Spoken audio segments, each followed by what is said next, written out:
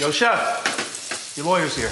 I'm not going to say the June 5th debuting Feed the Beast is the TV equivalent of junk food, but the Jim Sturgess and David Schwimmer starring AMC series certainly lacks dramatic nutritional value. Now granted, there are some nice stylistic flourishes in this tale of two damaged best friends trying to open an upscale restaurant in the Bronx based on a Danish series. And I found the food preparation sequence at the beginning of each episode of the Clyde Phillips developed series I saw delectable. But the main actors have little cooking between them despite a detailed backstory. The villain is annoying as dental work, which is his menacing trait. The writing is thin gruel, and honestly, the premise kinda bites. Our dream was to open a restaurant right here. We are so doing this. Schwimmer, who seems to be having way more fun in FX The People vs. O.J. Simpson as Robert Kardashian, plays the widowed single dad Tommy, a world-class sommelier in deep mourning over the death of his chef wife Ree.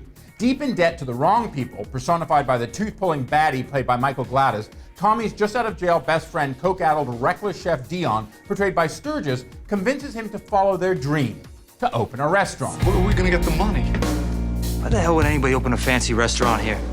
In the Bronx. But they are stymied, to say the least, by motorcycle accidents, heavy-handed cops, bad chefs, and bad contracts. The latter forced on the boys by Tommy's racist, but somewhat rich old-school contractor dad, played by Gotham alum John Dorman, who is the best thing on the screen.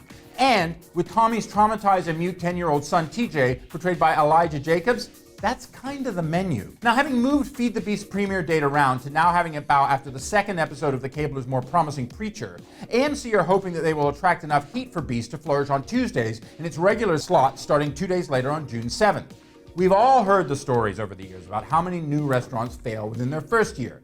And if you haven't heard, it's most of them.